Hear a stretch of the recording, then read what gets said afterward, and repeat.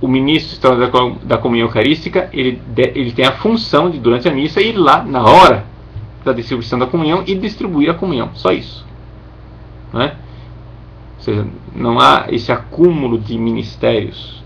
Então, este ministro extraordinário da comunhão eucarística pode ser um homem ou pode ser uma mulher. Aqui no Brasil se estabeleceu, geralmente, a maior parte das dioceses tem normas para isso, e se estabeleceu uma roupa específica para ele, que geralmente é um jaleco ou alguma insígnia, uma coisa diferente para identificar o ministro extraordinário da comunhão, não é? Porém, a Santa Sé pediu, e assim, aqui eu sei que é uma coisa muito polêmica, mas é pedido de documento da Santa Sé, que esses ministros da comunhão eucarística claramente não estejam no presbitério durante a missa, para não dar a impressão de que eles estão concelebrando com o padre, mas que ficassem no meio do povo, que na hora apropriada podem ir ao altar. Sei que isso é uma coisa muito polêmica aqui no Brasil, porque a maior parte dos ministros extraordinários da comunhão eucarística ficam no altar. Aqui eu não quero criar polêmica, não é? Só digo que existe essa orientação, mas é uma orientação, não é assim um mandato taxativo, não é? Então, aqui um pouco assim, em linhas gerais, seria o que eu tenho para dizer a respeito de ministros extraordinários da comunhão eucarística. Próxima pergunta. Ana Paula. Minha pergunta é: qual a posição a ser tomada quando padres não permitem em suas paróquias a comunhão de joelhos e na boca e o uso do véu? O mesmo se recusa a dar a comunhão ou pedem que não se use o véu. O bispo pode proibir uma coisa que a Igreja e o Papa recomenda?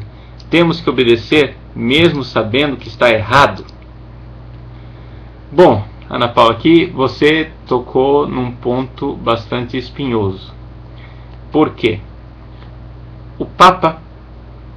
Bom, primeiro vamos partir daquilo que é o direito, não é? A instrução geral do missal romano, ela trata a comunhão na boca como sendo a forma ordinária de se receber a comunhão. Ponto. Essa é a forma ordinária. E a comunhão na mão, ela é uma concessão que foi dada por Paulo VI às conferências episcopais. E deixa eu dizer bem claro, o próprio Bonini, que foi o que escreveu a reforma do missal, que é o chefe da comissão que fez a reforma do missal, o próprio Bonini não previa que se desse comunhão na mão. Mas acontece que os países do norte, Alemanha, Holanda, Bélgica, começaram a desobedecer e começaram a dar comunhão na mão. E Paulo VI, então, para evitar uma rebelião em massa, então foi e concedeu aquilo que eles de forma desobediente já estavam fazendo. E foi assim que entrou a história da comunhão na mão. O Papa Bento XVI tem insistido no caráter extraordinário da comunhão na mão. E tem dado exemplo para o mundo, dando a comunhão para as pessoas nas suas missas. Ele dá a comunhão para pessoas na boca e de joelhos. Portanto, existe sim o direito do fiel de receber a comunhão de joelhos, direito este que é ainda mais acentuado no fato de poder receber a comunhão na boca, porque essa é a forma ordinária de se receber a comunhão. O problema, porém, é que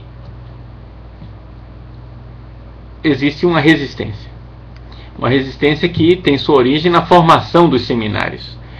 Muitos dos nossos bispos e dos nossos sacerdotes foram formados no seminário num tempo em que essas coisas mais da tradição da igreja eram tidas como algo ultrapassado, que se devia ter uma certa alergia e que se deve evitar. Não é essa a opinião do Papa e não é isto que está estabelecido no próprio direito litúrgico. Então, claramente, é evidente que um bispo e um padre que proíbe comunhão na boca e de joelhos está realizando um abuso de autoridade. Isso não tem dúvida nenhuma. Está abusando da sua autoridade, porque está usando de sua autoridade para impingir nos outros uma coisa que eles têm, na verdade, direito. Tá? Então, juridicamente falando, essa é a resposta. Agora, a pergunta é, e você, o que é que você vai fazer? Aqui, o que é que eu aconselho? Veja, eu aconselho a que se evitem confrontos. Né? Por quê? Porque em muitos casos a pessoa não tem para onde correr. Ou seja, você vai bater de frente com o seu pároco, vai bater de frente com o seu bispo, e a maior parte dos casos as pessoas nem têm onde receber a comunhão. Né? Ou seja, ela mora numa cidade onde tem uma paróquia única, só pode ir lá, ou então todas as paróquias da cidade ninguém dá comunhão na boca e de joelhos, e o que é que a pessoa faz? Né? Bom, se você não quiser entrar com um pedido à Santa Sé para que se tome uma atitude, uma providência na sua diocese, coisa que eu não aconselho, porque a Santa Sé vai simplesmente mandar uma orientação para o bispo, e o bispo vai acolher, né? Ou não acolher, se quiser. Então, eu acho que aqui nós estamos um pouco de mãos amarradas. O que nós temos que esperar é o amadurecimento da nova geração de sacerdotes. Não é esperar que haja uma nova geração mais consciente, menos alérgica à tradição da igreja e mais respeitosa dos direitos dos fiéis. A única coisa que eu posso dizer é isso. Me desculpem os padres que não concordam com isso, me desculpem os padres que acham que as coisas são diferentes, mas infelizmente, pelo direito canônico e por aquilo que o Papa mesmo está falando e dizendo, é o que eu posso dizer. É um abuso de poder proibir os fiéis de receber a comunhão de joelhos e na boca. Né? Chama-se abuso de poder realmente. Então, mas para os fiéis eu não aconselho uma rebelião. Se você puder, ótimo. Se na sua paróquia você não é acolhido, então existe uma paróquia do lado onde você pode exercer esse seu direito, né? Então vá para a paróquia do lado. Vá para a paróquia do lado, não tenha dúvida disso. Ah, padre, o senhor está pedindo que... Mas, escute, quem é que está desrespeitando o fiel? Né? É o padre. Então, vou fazer o quê? Então, se você tem alternativa, procure uma alternativa. Mas, infelizmente, a maior parte dos fiéis não tem alternativa, não tem para onde correr. Então, meu irmão, ao invés de entrar em conflito e terminar perdendo, né, digamos assim, bens maiores, receba a comunhão de pé, na boca, se puder, né? Claro, mas faça isso humildemente, sabendo que chegará um dia em que as coisas poderão mudar. Reze para que esse dia chegue. Infelizmente, nós aqui no Brasil os fiéis não estão informados o suficiente do seu direito, né? E daquilo que é a tradição da igreja.